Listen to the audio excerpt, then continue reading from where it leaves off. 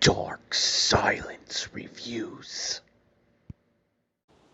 Welcome back, everyone. This is Dark Silence from Dark Silence Reviews, coming at you with a story and career mode overview.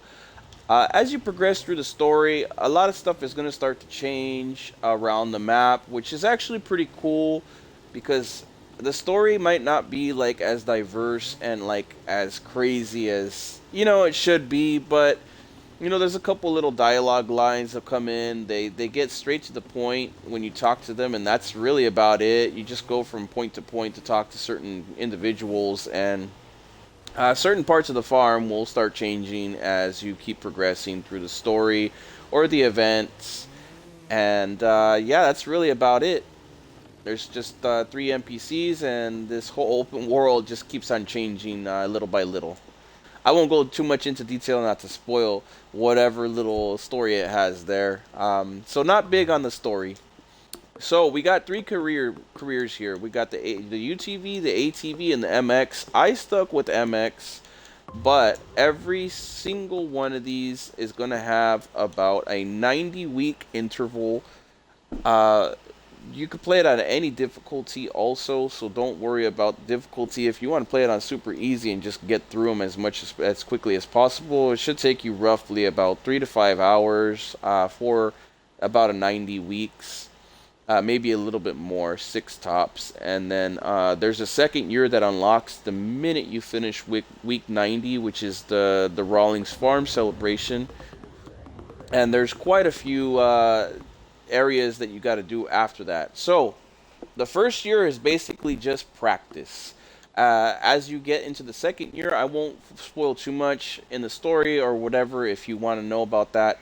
It unlocks a second year here, and you got to go through a whole nother year of events that are a little bit more serious. And then you got to just keep on chugging through a good majority of them here, and towards the end of it, you should get your full and total complete achievement. That's where a good majority and the bulk of achievements are going to be for the game if you're after the achievements. There's quite a few different races. We got like some point-to-point races that are very checkpoint initiated, and then you got your tracks that kind of like are on the rails, where like you do anywhere from two to four laps around the map. So you got those two, and then there is obviously the championship events, which are really just races. They allow you to do tricks in the regular qualifiers and the tracks themselves, but you get absolutely no credit for doing the tricks. So they don't have any trick events. So if you're looking for trick events, it's unfortunate that they do not have it. Maybe with the DLC they'll unlock tricks or something, but the only place that I've noticed that you could do tricks that they actually start to track your points and stuff like that is in free roam, which is at the farm, which is where we were just at and driving around. So that to me was a little bit of a letdown, but you can still technically do tricks. There are a couple achievements for doing tricks in the races, but that's really about it. They're pretty straightforward achievements.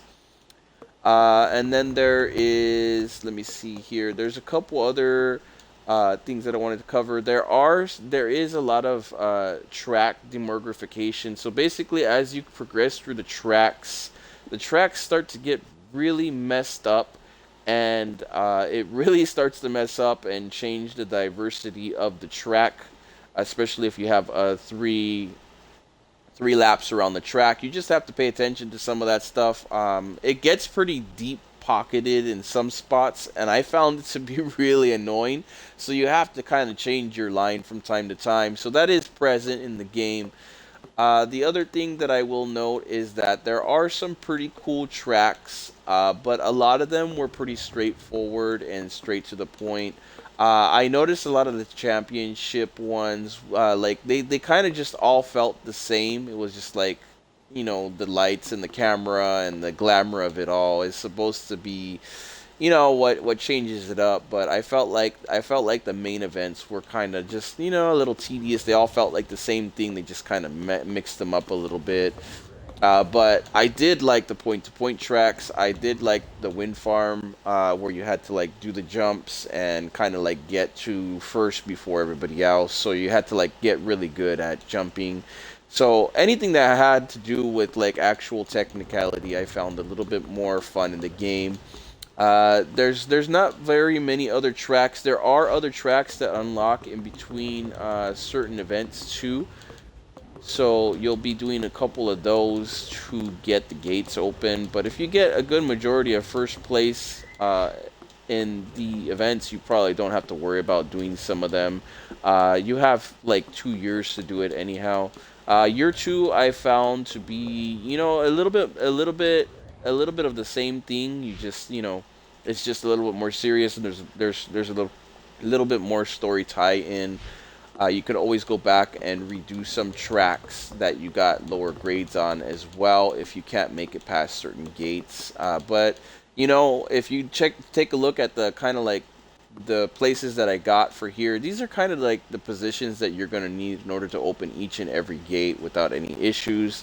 Notice I got some eighth places and I got some other ones, but like good majority of these I got like first place. So first place really gives you the most points to open each and every gate. But that about wraps it up. Every series will have either 3 or 4 events tied to them, and it'll be like a whole completely new, different area.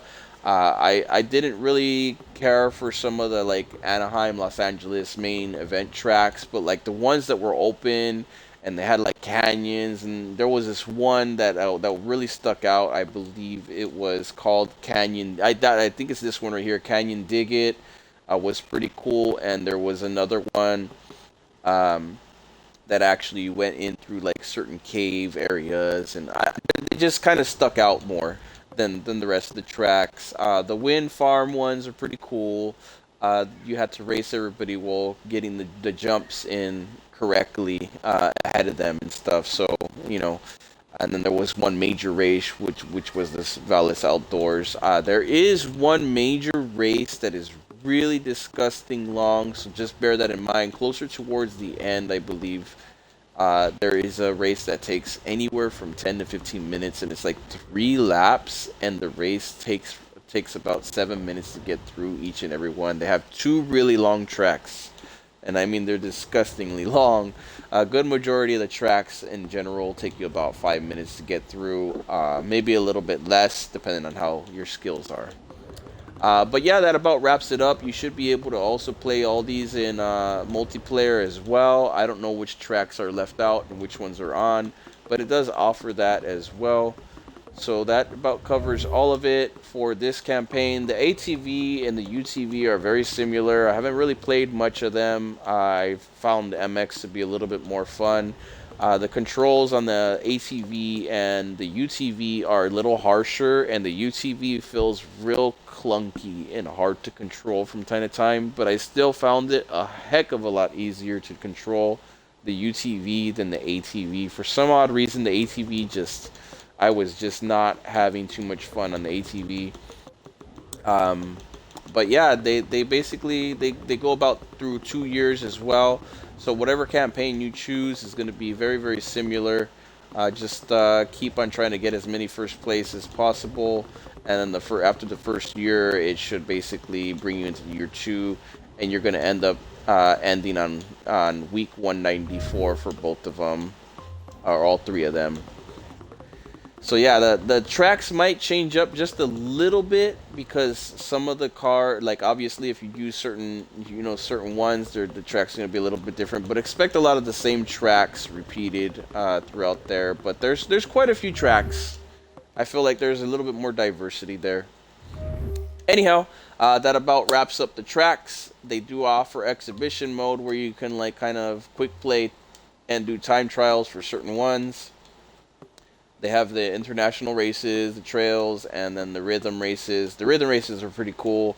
And then obviously national supercross and the free ride modes. Hopefully that wraps it up. Once again, if you like this video and that explained everything you wanted to know about the tracks and everything, make sure to check out my live streams that I had up. I put up some videos, and I'll try and get up another video of non-commentary just showing off some of the tracks and stuff like that. to just get up some more gameplay. Remember to please like, share, follow, subscribe. Happy gaming, everyone, and thank you all for watching.